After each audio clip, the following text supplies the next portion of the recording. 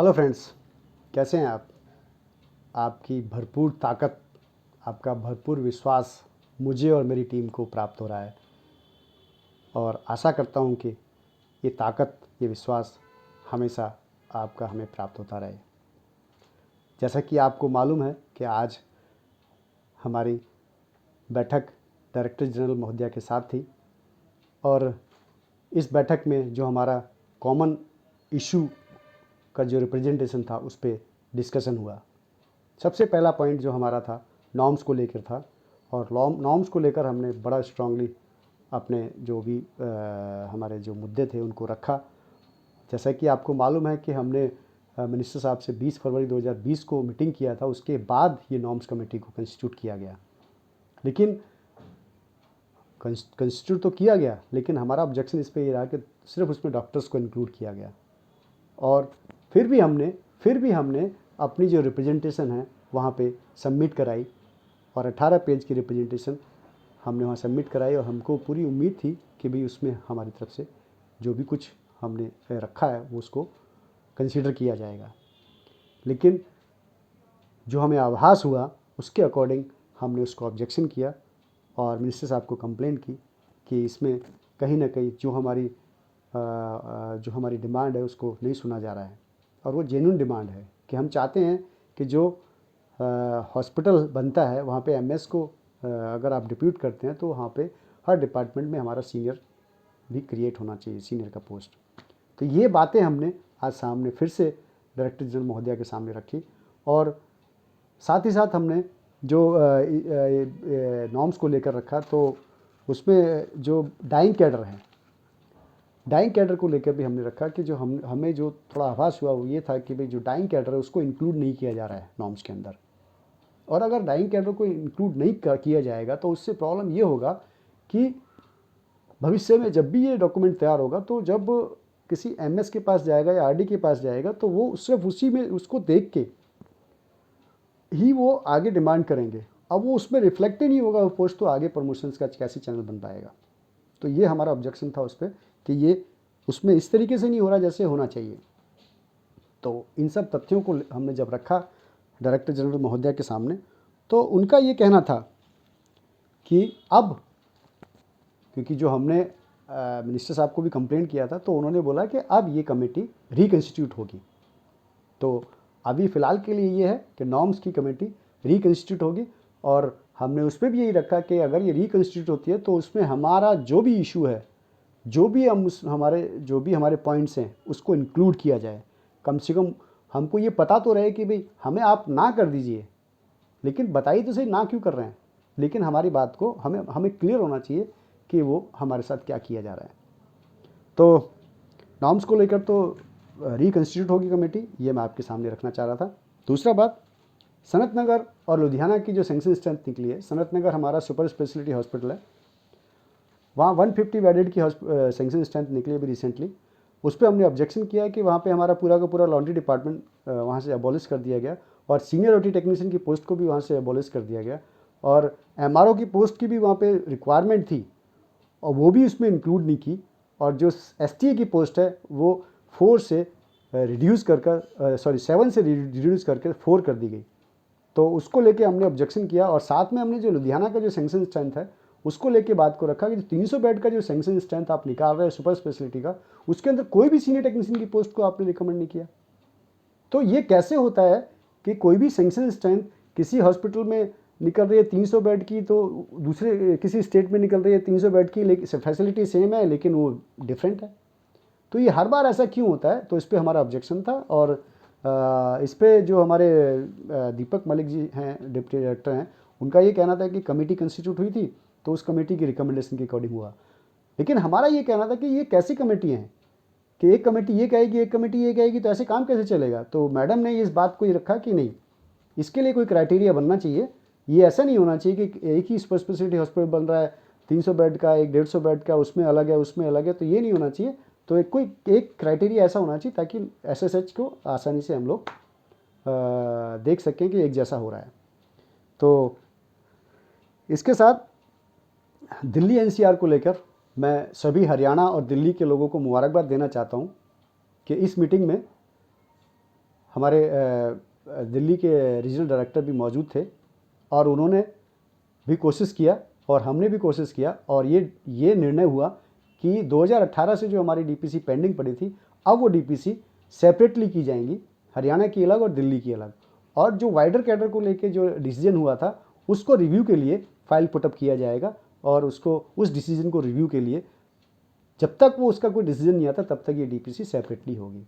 तो मैं बड़े हर्ष और खुशी के साथ आप सभी को, दिल्ली और हरियाणा के लोगों को मुबारकबाद देना चाहता हूँ कि ये आपके विश्वास पर हम लोग सफल हो पाए और ये जल्दी से जल्दी डीपीसी अब दिल्ली के अंदर चालू हो जाएंगे। तो इसके बाद कैडर रिस्ट्रक्चरिंग का मुद्दा हमने उठाया और कैडर रिस्ट्रक्चरिंग को लेकर हमने बहुत नाराज़गी के साथ अपनी बात को रखा कि 14 या 15 कैडर प्रपोज्ड हैं और वो अभी तक आज तक भी नोटिफाई नहीं हो पाए हैं। और इसमें से 2 कैडर ऐसे हैं, दो डिपार्टमेंट ऐसे हैं, ओटी ऑपरेशन थिएटर और सीएससी डिपार्टमेंट, उसको तो टच भी नहीं किया गया है। तो ये किस तरीके से कैडर रिस्ट्रक्चरिंग का काम चल रहा है हमें समझ नहीं आता। पिछले 5 साल से ये कार्य चल रहा है और ये हालत है इसमें, और क्या इंटेंशन है ये हमें समझ नहीं आती है। क्योंकि जो लैब कैडर है, लैब कैडर को लेकर हमने बात को रखा कि 17 जुलाई 2015 को सेंट्रल गवर्नमेंट के अंदर ये लैब कैडर का कैडर रिव्यू इम्प्लीमेंट हो गया था, जबकि ईएसआईसी ये बोलता है कि हम सेंट्रल गवर्नमेंट को फॉलो करते हैं अकॉर्डिंग टू 17(2). तो फिर ये 17 जुलाई 2015 से आज 2020 आ गया है तो अभी तक इम्प्लीमेंट क्यों नहीं हुआ है। ये हमने डायरेक्टर जनरल महोदय के सामने बात को रखा और वो हैरान थी इस बात को सुनकर कि ये इतना डिले क्यों हो रहा है। तो प्रशासन की तरफ से अधिकारियों ने ये कहा कि मैडम इसमें अभी 2 पोस्टों को और इंक्लूड करना है, जब वो 2 पोस्टें इंक्लूड कर लेंगे तो ये सब इकट्ठा। तो इस पर मेरा बहुत ज़बरदस्त ऑब्जेक्शन था कि आपने पहले 5 साल डिले किया, अब फिर 5 साल 2 पोस्ट को इंक्लूड करने के लिए आप करेंगे, तो हमको बिल्कुल विश्वास नहीं है आप लोगों के ऊपर। तो आप पहले जो फाइनलाइज स्टेज पे हैं हमारी 3 पोस्टें, आप पहले उसको नोटिफाई कराइए और साथ ही साथ इसको भी आप प्रपोजल निकालिए ताकि इसके भी कमेंट्स आएँ और ये भी आगे प्रोसेस में जाए। तो इस पर डायरेक्टर जनरल महोदय ने बिल्कुल एग्री किया और प्रशासन को डायरेक्शन दिया कि आप पहले 3 पोस्टों का ये आप इम्प्लीमेंट कीजिए। और बड़ी खुशी के साथ मैं आप सभी लैब कैडर के लोगों को मुबारकबाद देता हूं कि इतना पुराना हमारा ये इशू आज की डेट में हमको ये लगता है कि ये जल्दी से जल्दी अब ये इम्प्लीमेंट हो जाएगा। आप सभी पूरे हिंदुस्तान भर के जितने भी लैब कैडर के लोग हैं उनको मेरी और फेडरेशन की तरफ से बहुत बहुत मुबारक। साथ ही ऑप्टोमेट्रिस्ट को लेकर देखिए क्या खेल खेला जाता है हमारे साथ। एक ऑप्टोमेट्रिस्ट कैडर को जिसका कि इनिशियल स्टेज पे जो ऑप्टोमेट्रिस्ट का जो ग्रेड पे 7 सीपीसी ने किया था 42, उसके ऊपर की पोस्टों का 46, 48, लेकिन अभी तक वो 2 पोस्टों का इम्प्लीमेंट नहीं किया है। वो कहते हैं कि इसके लिए आरआर चेंज होगा, जबकि 2 पोस्टें हमारी एग्जिस्ट कर रही हैं और वो सामान्य ऑफिस ऑर्डर पे हो जाना चाहिए, जो नहीं किया इन्होंने। और हमने उस पर भी डिमांड किया कि 7 सीपीसी के अकॉर्डिंग वो 2 पोस्टों का भी हमको बैक से मिलना चाहिए। देखिए एमएसडब्ल्यू के साथ क्या किया, वहाँ तो 7 सीपीसी को इम्प्लीमेंट ही नहीं किया। और जब ये आगे मामला बढ़ा तो फिर मैंने जब इस बात को रखा तो मैडम ने बोला भी ऐसा क्यों किया आपने, 7 सीपीसी अभी तक इम्प्लीमेंट क्यों नहीं किया। तो प्रशासन की तरफ से बात थी कि इसमें कोर्ट केसेस हैं, इसमें क्वालिफिकेशन का इशू है। तो मैंने ये बोला कि अगर ये कोर्ट केस का इशू है, क्वालिफिकेशन का इशू है, पहली बात तो ये कोर्ट केस तो पहले नहीं हुआ, ये तो बाद में हुआ। आपने 7 सीपीसी इम्प्लीमेंट नहीं किया इसलिए हुआ, तो ये तो आपको 7 सीपीसी इम्प्लीमेंट करना है, तो इसमें क्वालिफिकेशन का इशू है नहीं। तो डायरेक्टर जनरल महोदय ने भी इस बात को बड़ा अच्छे से एग्री किया कि नहीं, क्वालिफिकेशन का कोई इशू हो नहीं सकता, जो एग्जिस्टिंग स्टाफ है उसको तो ये इम्प्लीमेंट होना ही चाहिए। तो उसको भी मैडम ने डायरेक्शन दिया कि इसको जल्दी से जल्दी इम्प्लीमेंट किया जाए। तो कैडर रिस्ट्रक्चरिंग को लेके और जितने भी बाकी हमारे जो कैडर हैं, जैसा कि अभी मैंने आपको बोला, प्लास्टर है, ईसीजी है, एमआरडी है और बाकी जितने भी जो हमारे रिप्रेजेंटेशन में हमने मेंशन किए थे, उन सब को लेके हमारा ये ऑब्जेक्शन था कि कहीं ना कहीं हमारी जो तरफ से जो कमेंट्स थे तो उसको कंसीडर नहीं किया गया है और वो जेन्युइन कमेंट्स थे। तो इसके लिए आप उसको ज़रूर रिकंसीडर करें या री एग्जामिन करके तभी उसको आगे इम्प्लीमेंट करें। तो ये हमने उन सब चीज़ों के लिए भी हमने बार बार रखा कि ये जो 14-15 कैडर हैं उनको एक बार फिर से देखा जाए। रिक्रूटमेंट एंड एएमसी के मैटर पे हमने डायरेक्टर जनरल महोदया को ये बताया कि हॉस्पिटल्स के अंदर जो इक्विपमेंट का जो परचेजिंग है और जो एएमसी है उसको लेके बहुत बड़ी प्रॉब्लम हम लोगों के लिए रहती है। जो टेक्निकल स्टाफ है उनको महीनों महीने हो जाते हैं, कई बार सालों हो जाते हैं इक्विपमेंट की रिपेयरिंग के लिए, और वो ऐसे कैसे पड़े रहते हैं क्योंकि वो काम किसी थर्ड पर्सन से कराया जाता है, जबकि वो इक्विपमेंट के बारे में पूरी जानकारी टेक्निकल स्टाफ को ना कि किसी और को है। तो इस पर भी मैडम ने हॉस्पिटल लेवल पे इसको मतलब सेटल करने के लिए डायरेक्शन दिया है हमारे प्रशासन अधिकारियों के कि ये आप डायरेक्शन निकालिए एमएस के लिए। डेलीगेशन ऑफ पावर, इसको इस बात को हमने बड़े अच्छे से रखा कि हो क्या रहा है हमारी ईएसआईसी के अंदर, कोई भी अधिकारी मामले को टालने के लिए अपनी डेलीगेशन ऑफ पावर को यूज़ नहीं कर रहा है। वो मामले को टालने के लिए जो वो कर सकता है अपनी पावर के हिसाब से, वो मामले को टालने के लिए हेडक्वार्टर भेज देता है। जैसा कि अभी कर्नाटका में हुआ, महाराष्ट्र में हुआ और झारखंड में हुआ कि वहाँ के आरडी ने हमारे फार्मासिस्ट को पेशेंट केयर अलाउंस और ड्रेस अलाउंस अलाउ नहीं किया। महाराष्ट्र में भी सेम ये हुआ।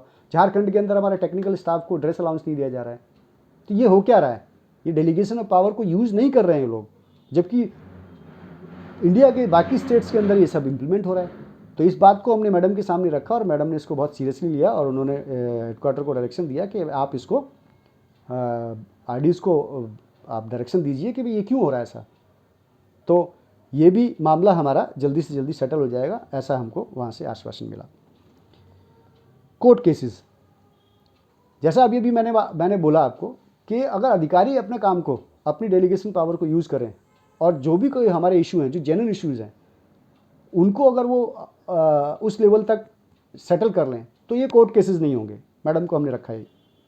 और हो क्या रहा है कि हमारे जो जेन्युइन इश्यूज़ हैं उन पे कोर्ट केसेस इसलिए हो रहे हैं क्योंकि हमारा प्रशासन उसको ध्यान नहीं दे रहा है। और इतना ही नहीं, वो कोर्ट में जाते हैं हमारे एम्प्लॉय और कैट से जीत के आते हैं और उसके बाद ईएसआईसी हाई कोर्ट चली जाती है, और हाई कोर्ट में भी फिर जब हमारे एम्प्लॉय जीत जाते हैं तो फिर सुप्रीम कोर्ट इतने पे भी नहीं मानती है, वो इतने पे भी हमारी ईएसआईसी नहीं मानती है, वो उसके बाद भी सुप्रीम कोर्ट जाती है। अब ये क्या इंटेंशन है? क्या अधिकारियों को ये नहीं मालूम है कि ये पैसा किसका यूज़ हो रहा है? ये हमारे आईपीएस का पैसा आप बर्बाद कर रहे हैं। ये हमने मैडम को बोला कि ये आईपीएस का पैसा बर्बाद किया जा रहा है और हमारे एम्प्लॉयज़ के पॉकेट से वकीलों को पैसा जा रहा है बेवजह, जबकि ये मामले हमारे ही प्रशासन के द्वारा रिजॉल्व हो सकते हैं। लिटिगेशन कमेटी सिर्फ नाम के लिए बनाई हुई है, उसमें कोई भी मामला रिजॉल्व नहीं होता है, कोई भी मामला सुना नहीं जाता, उसकी कोई मीटिंग नहीं होती है।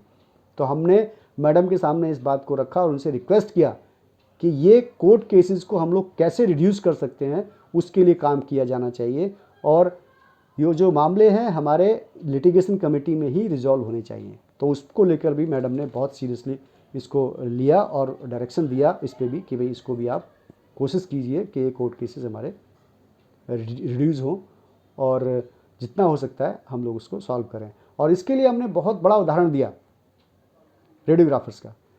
ये अभी रिसेंटली हुआ, हमने बताया उनको कि हमारे आरएमएल के अंदर रेडियोग्राफर्स को ग्रेड पे 42 मिल रहा है और उसको लेके हमारे ईएसआईसी के लोगों ने कोर्ट केस किया क्योंकि यहाँ मान नहीं रहे थे उसको। वो हाई कोर्ट लेके गए ईएसआईसी वाले, हाई कोर्ट में भी हमारे लोग जीत गए, फिर भी इतने पे भी नहीं मानते हैं, वो सुप्रीम कोर्ट लेके गए हमारे प्रशासन के लोग। तो ये हम लोगों के साथ हो रहा है और ये क्यों हो रहा है, क्यों ऐसी इंटेंशन हमारे लिए हमें समझ नहीं आता है। ये हमने डायरेक्टर जनरल के सामने बात को रखा है और उसको भी उन्होंने बहुत सीरियसली लिया है। तो इन सभी मुद्दों पे प्रशासन को हमने अवगत कराया और डायरेक्टर जनरल महोदया को हमने बहुत ही मतलब विस्तार से हमने अपने इन सब बातों को रखा। लेकिन जो बाकी जो इशू जो हमारे कॉमन इशू एजेंडा में थे, उसके लिए जो हमारे डायरेक्टर जनरल मैडम है उनको क्योंकि 2-2 सीटें देखनी पड़ रही हैं आज की डेट में, वो डायरेक्टर जनरल भी हैं और एडिशनल सेक्रेटरी भी हैं मिनिस्ट्री में। तो उनका ये कहना था कि सारे मामले मैं नहीं देख पाऊंगी, जो मेन जो शुरू के जो इश्यूज़ थे मैं उसको आपके साथ बैठ पाई, और बाकी सारे जितने भी इश्यूज़ हैं वो मैं एमसी साहब को ऑथराइज़ कर रही हूँ और वो आप एमसी साहब के सामने रखिए और वो आप उनको सामने रखिए और वो आपके मामले सारे देखे जाएंगे और सुने जाएंगे। तो मेरा इस पर ये कहना था मैडम को कि मैडम अगर यहाँ, क्योंकि हम लोग ये प्रयास हमेशा करते रहे हैं, हमें आपके पास आने की ज़रूरत नहीं होती अगर ये नीचे लेवल पे हमारे काम हो जाते तो, और हमको विश्वास नहीं हो पाता है कि ये नीचे हो जाएंगे। बस आपके कहने पे हमको लग रहा है कि ये लोग कुछ सुनेंगे हमारी बात, और अगर नहीं सुनेंगे तो मैडम फिर से आपको हम तकलीफ़ देंगे। और उन्होंने हंस के इस बात को कहा कि हाँ बिल्कुल आप आ सकते हो। और बड़े हर्ष के साथ और बड़े बड़े मतलब मैं गौरवान्वित हो रहा हूँ इस बात को कहते हुए कि आपकी ताकत ने मुझे इतना सहारा दिया कि मैं आपकी बातों को ऑन पेपर लाके और बार बार मैंने मिनिस्टर और लेबर सेक्रेटरी और डायरेक्टर जनरल और जिस भी लेवल तक मैं कॉरेस्पॉन्डेंस कर पाया, उस कॉरेस्पॉन्डेंस का ये फ़ायदा हुआ मुझे कि जैसे ही मैंने मैडम के कमरे में एंट्री किया, मैडम ने घुसते ही मुझसे पूछा कि मुझसे नहीं, मतलब उनको पता नहीं था कौन है किशन चंद। उन्होंने बोला किशन चंद कौन है? तो मैंने कहा मैडम मैं हूँ किशन चंद। तो मैडम ने बोला भाई आपका तो इतने लेटर आते हैं कि आपकी तो पहचान मुझे लेटर से हो गई है। तो ये बहुत ही मेरे लिए गर्व की बात है और बड़ी खुशी की बात है कि भाई मैं अपने पैरामेडिकल कैडर को रिकॉग्नाइज़ करा पा रहा हूँ। रिकॉग्नाइज तो है हमारी फेडरेशन मिनिस्ट्री ऑफ लेबर से, लेकिन आज ये इस बात से साबित होता है कि भाई हम लोगों को मिनिस्ट्री लेवल पे भी, हर लेवल पे भी आज हमारे जो पत्राचार है, हमारी जो एक्टिविटीज़ हैं, उसके माध्यम से हमको जाना जा रहा है। और इस जानने से हमें ये फ़ायदा होने वाला है कि जो हमारे इश्यूज़ को एक तरफ रख दिया जाता था, अब वो नहीं रखा जाएगा, ऐसी हम उम्मीद कर रहे हैं।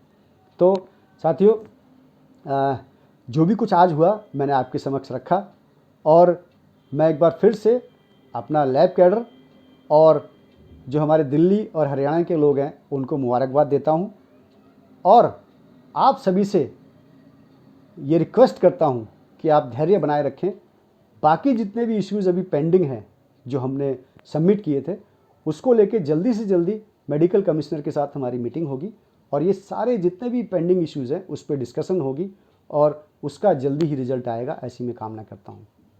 आप सबसे एक बार फिर से ये निवेदन है कि आप अपना ख्याल रखें, अपनी यूनियन का ख्याल रखें और अपनी फेडरेशन का ख्याल रखें। मैं हर बार आपसे ये बात बोलता हूँ कि अगर आप ताकतवर होंगे तो आपकी यूनियन ताकतवर होगी और फिर फेडरेशन ताकतवर होगी, जैसा कि आप देख रहे हैं। एक छोटी सी क्वेरी मैं आपके सामने रखना चाह रहा हूँ कि हम लोग इतना प्रयास कर रहे हैं, मतलब अगर मैं पर्सनली लूँ तो मैं 200% कोशिश कर रहा हूँ, लेकिन वो जो मेरा प्रयास है लोगों तक नहीं पहुँच पा रहा है। जहाँ तक मेरे को इन्फॉर्मेशन मिलती है कि जो भी कुछ हम कॉरेस्पॉन्डेंस कर रहे हैं, या जो भी हम कुछ, आज जैसे मैं गया तो मैं ये वीडियो बना रहा हूँ, तो ये लोगों तक नहीं जा पा रहा है। ये कहीं ना कहीं आप लोग अपने तक ही रख लेते हैं, उसको आगे नहीं भेजते हैं। आप बस इतना सा आप सहयोग कीजिए फेडरेशन को कि जो भी कुछ आप तक जा रहा है फेडरेशन की तरफ से, उसको आगे कर दीजिए प्लीज़, ताकि हमारे ज़्यादा से ज़्यादा लोगों तक इन्फॉर्मेशन पहुँचे, वो जानकार बने, वो हमें सहयोग करें, क्योंकि उनको पता ही नहीं सहयोग क्या करेंगे। तो आपसे सबसे ये नम्र निवेदन है कि आप जो भी कुछ एक्टिविटी फेडरेशन की तरफ से हो रही है वो लोगों तक पहुंचाएं। कहीं ना कहीं लोग अपने पास तक रख लेते हैं, वो आगे नहीं पहुंचाते हैं। तो अपने आप को मजबूत करने के लिए, अपनी यूनियंस को मजबूत करने के लिए, अपनी फेडरेशन को मजबूत करने के लिए ये एक बहुत अच्छा जरिया हो सकता है कि हम लोगों को शामिल करें। तो इस निवेदन के साथ और इन सब बातों के साथ और इस आशा के साथ कि आप लोग हमेशा ऐसा ही सहयोग करते रहेंगे और अपनी यूनियन को स्ट्रॉन्ग करेंगे, तो आगे भी जो भी एक्टिविटी होंगी मैं फिर से आपके समक्ष प्रस्तुत होऊंगा। तो इन्हीं शब्दों के साथ जय हिंद, जय भारत, नमस्कार।